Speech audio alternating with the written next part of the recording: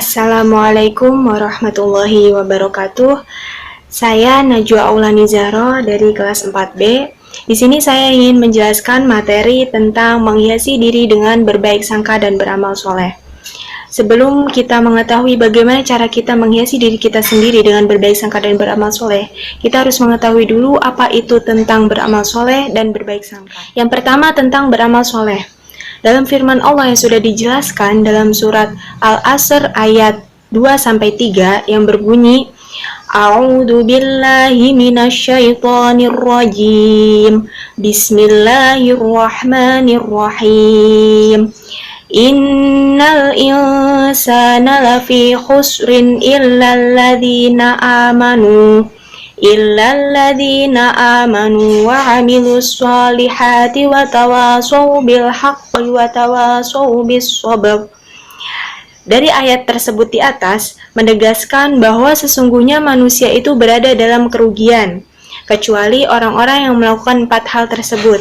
Yang pertama, beriman kepada Allah. Yang kedua, beramal soleh atau kebajikan. Yang ketiga, saling menasihati untuk kebenaran. Dan yang keempat, saling menasihati untuk kesabaran. Kata amal soleh yang berasal dari kata amilus, yaitu menjelaskan yang mengartikan tentang segala perbuatan yang bermanfaat bagi dirinya dan bagi orang lain, yang sesuai dengan akal rasional, Al-Quran dan sunnahnya. Oleh karena itu, antara iman dan amal soleh itu merupakan satu kesatuan yang tidak bisa dipisahkan. Seseorang yang beriman tanpa diikuti dengan amal soleh, maka keimanannya tidak ada artinya, dan sebaliknya. Seseorang yang beramal soleh tanpa didasari dengan keimanan, imannya tidak ada artinya di hadapan Allah. Maka, oleh karena itu, keimanan harus dibuktikan dengan amal dan amal soleh, dan amal soleh itu harus dilandasi dengan keimanan yang benar. Suatu amal soleh akan sah jika memenuhi syarat-syarat. Di antaranya, yang pertama, amal soleh dengan mengetahui ilmunya. Maksudnya amal soleh itu harus mengetahui ilmunya terlebih dahulu. Seperti tadi, ketika seseorang melakukan amal soleh tapi tanpa didasari dengan keimanan, amal solehnya tersebut tidak ada artinya di hadapan Allah. Jadi kita harus antara amal soleh dan iman itu harus saling berkaitan dan berkesinambungan. Yang kedua, amal soleh dikerjakan dengan niat yang ikhlas. Ketika kita akan mengerjakan amal soleh, itu harus dengan niat yang ikhlas, tidak ada paksaan dari orang lain. Yang ketiga, amal soleh itu hendaknya dilakukan sesuai petunjuk Al-Quran dan hadis. Ketika kita mengerjakan amal soleh tersebut, itu harus ada dalil Al-Quran ataupun hadis yang memberikan petunjuk bahwa kita melakukan amal soleh. Yang selanjutnya ada macam-macam amal soleh. Macam-macam amal soleh yang ada 3. Yang pertama, amal soleh terhadap Allah. Yang kedua, amal soleh terhadap manusia. Dan yang ketiga, amal soleh terhadap lingkungannya. Amal soleh terhadap Allah di sini adalah menjalankan semua perintah yang diberikan oleh Allah dan menjauhi semua larangan yang dilarang oleh Allah. Yang pertama, contohnya yaitu sholat. Ketika kita menjalankan sholat, itu sudah suatu perbuatan amal soleh terhadap Allah. Kita membaca Al-Quran, zakat, puasa, dan ibadah lainnya yang diperintahkan oleh Allah, itu sudah menjalankan suatu amal soleh terhadap Allah. Yang kedua, amal soleh terhadap manusia. Amal soleh terhadap manusia di sini adalah menjalankan hak dan kewajiban terhadap sesama manusia. Contohnya, kita memberikan senyuman kepada orang lain, bersikap ramah kepada orang lain, bertutur kata sopan, dan menolong kaum duafa, itu sudah termasuk amal soleh terhadap manusia. Dan selanjutnya, amal soleh terhadap lingkungan. Amal soleh terhadap lingkungan ini dengan kita cara menjaga kelestarian alam. Contohnya, kita membuang sampah pada tempatnya, terus melakukan penghijauan, tidak memotong pohon sembarangan, itu sudah membentuk dari amal soleh terhadap lingkungan. Dan selanjutnya apa sih manfaat dari amal soleh tersebut yang sudah kita lakukan, entah itu terhadap Allah, kepada sesama manusia, dan amal soleh terhadap lingkungan. Dengan kita sudah melakukan amal soleh, adapun manfaat yang bakal kita yang bakal kita terima dan bakal kita rasakan. Yang pertama, akan diberi ampunan dan pahala yang besar oleh Allah Subhanahu wa taala. Yang kedua, diberi tambahan petunjuk oleh Allah Subhanahu wa taala. Maksud dari tambahan petunjuk ini ketika kita melakukan sholat tahajud contohnya, Allah akan menambahkan petunjuk bagi kita dan akan memudahkan suatu petunjuk kemudahan oleh dalam diri kita sendiri. Yang ketiga, itu akan diberikan kehidupan yang baik dan layak. Ketika kita tadi contohnya sudah beramal soleh menolong kaum duafa, Allah akan memberikan kehidupan yang baik dan layak untuk kita. Dan apapun itu amal soleh yang kita kerjakan, Allah akan memberikan kehidupan yang baik dan layak untuk diri kita sendiri. Yang keempat, akan dihapuskan segala dosa-dosanya. Yang kelima, akan dijauhkan dari kerugian di dunia dan di akhirat. Seperti tadi yang sudah dijelaskan dalam surat Al-Asr ayat 2-3, bagi siapapun yang melakukan 4 hal tersebut, itu akan dijauhkan dari kerugian. Yang selanjutnya tentang berprasangka baik. Berprasangka baik di sini sama artinya dengan akhlak terpuji, termasuk akhlak yang terpuji. Dan lain kata dari akhlak terpuji adalah husnudon. Kita selalu berhusnudon, kita selalu berprasangka baik.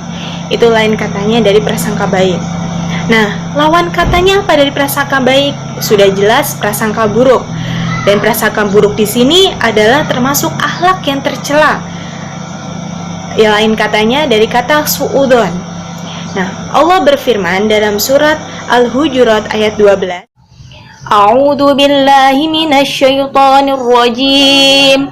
Bismillahirrahmanirrahim. Ya ayyuhalladzina amanu jtanibu katsiran minadh-dhanni inna ba'dadh-dhanni itsmu wa la tajassasu wa la yaghtab ba'dukum ba'dha ayuhibbu ahadukum an ya'kula lahman akhihi maitan fakarihtumuh wattaqullaha innallaha tawwabur rahim. Shadaqallahul adzim. Berbaik sangka di sini ada 3 macamnya. Yang pertama, berbaik sangka kepada Allah. Yang kedua, berbaik sangka kepada diri kita sendiri. Dan yang ketiga, berbaik sangka kepada orang lain. Yang pertama, berbaik sangka kepada Allah Subhanahu wa taala. Setiap orang yang sudah berbaik sangka kepada Allah Subhanahu wa taala, mereka akan selalu bersyukur atas kenikmatan. Seberapa banyak kenikmatan yang telah Allah berikan, mereka akan selalu bersyukur. Dan seberapa berat cobaan yang telah Allah berikan, mereka pun akan selalu bersabar. Maka dari itu, ketika kita selalu mempunyai rasa syukur, mempunyai rasa sabar, itu berarti tandanya kita sudah berprasangka baik kepada Allah. Ada dalil yang menyatakan innallaha ma'as-sabirin. Sesungguhnya Allah bersama orang-orang yang sabar. Ketika kita sabar, Allah bersama kita. Kita selalu ingat seperti itu. Ketika kita selalu bersyukur, berarti kita sudah berprasangka baik kepada Allah. Yang kedua, berbaik sangka kepada diri kita sendiri. Maksud dari berbaik sangka kepada diri kita sendiri itu adalah kita selalu berprasangka baik bahwa kita memiliki sifat yang percaya diri, optimis, dan pekerja keras.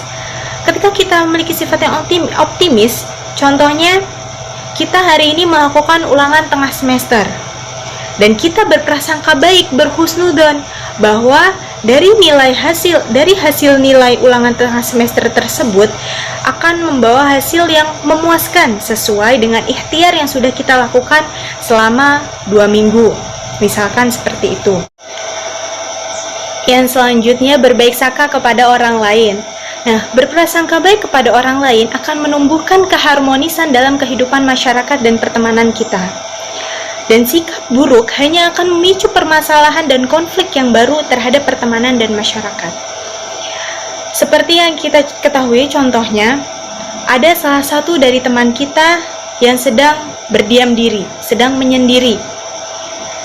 Dan dari teman yang lain itu berprasangka baik kepada salah satu teman kita tersebut, bahwa alasannya dia berdiam diri tersebut itu ada alasan dia berdiam diri itu akan memberikan ketenangan dalam dirinya sendiri, ataupun dia sedang mempunyai masalah.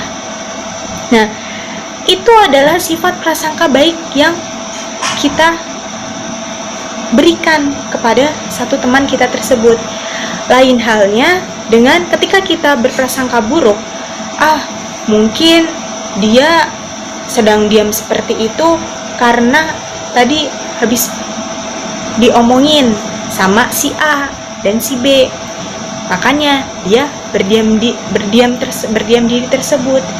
Yang pada kenyataannya dia berdiam diri itu hanya memberikan ketenangan pada dirinya sendiri, bukan karena dari ghibah orang lain tersebut, dari ghibah teman yang lain tersebut.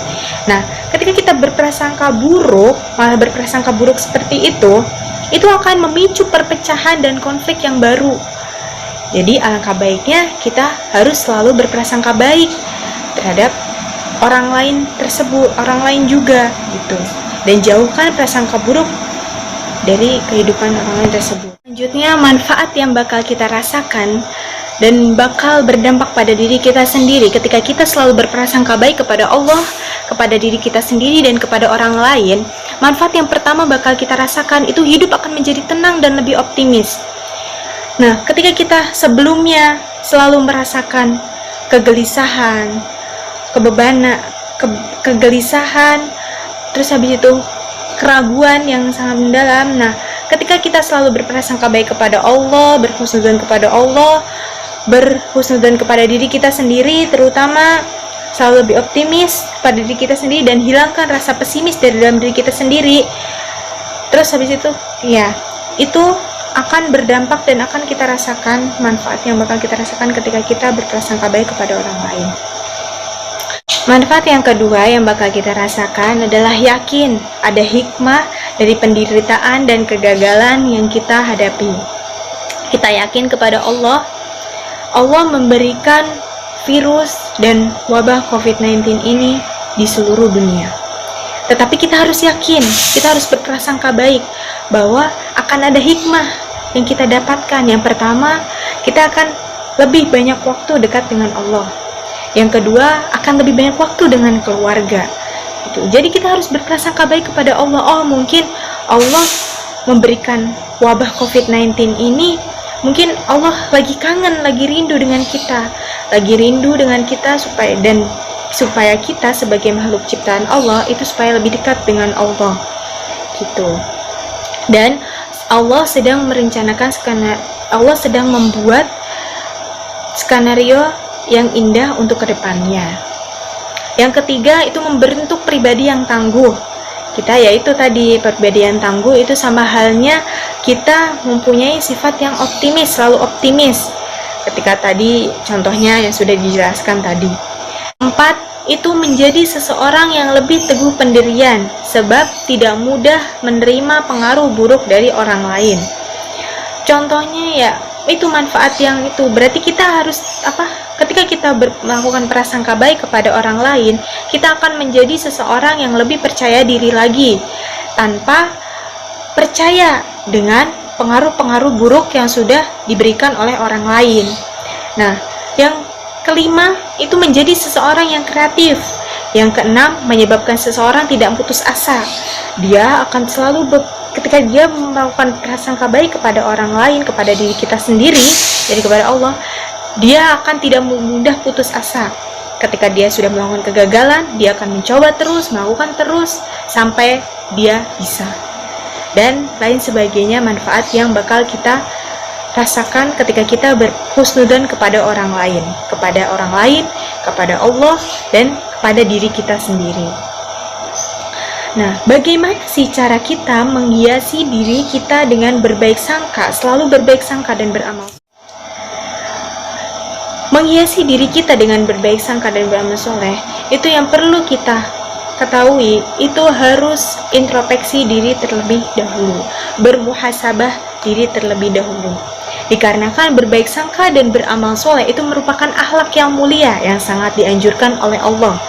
Karena keduanya itu membawa pelakunya meraih kesuksesan, keharmonisan, dan kebahagiaan dunia akhirat. Maka dari itu, dalam diri kita sendiri itu harus disertai, dalam diri kita harus bermuhasabah diri, introspeksi diri masing-masing. Apakah kita sudah baik di hadapan Allah? Apakah kita sudah baik di hadapan orang lain? Apakah kita sudah baik di hadapan diri kita sendiri? Oleh karena itu, hati dan jiwa yang bersih dan iman yang terjaga diibaratkan bumi yang subur. Tetapi lain halnya, ketika hati dan jiwa yang kotor diibaratkan bumi yang tandus dan gersang, maka pada jiwa yang subur akan tumbuh dan subur akhlak yang baik dan yang mulia, yang bisa dikatakan dengan pribadi yang baik dan memberikan aspek positif bagi manusianya. Dan dari jiwa yang kotor akan sulit menimbulkan akhlak yang mulia, namun mudah membentuk tabiat yang buruk dan destruktif. Sekian dulu presentasi dari saya. Apabila ada kekurangan dari segala hal dan segala apapun itu, mohon dimaafkan karena saya juga masih sama-sama belajar. Wabillahi taufiq wal hidayah. Wassalamualaikum warahmatullahi wabarakatuh.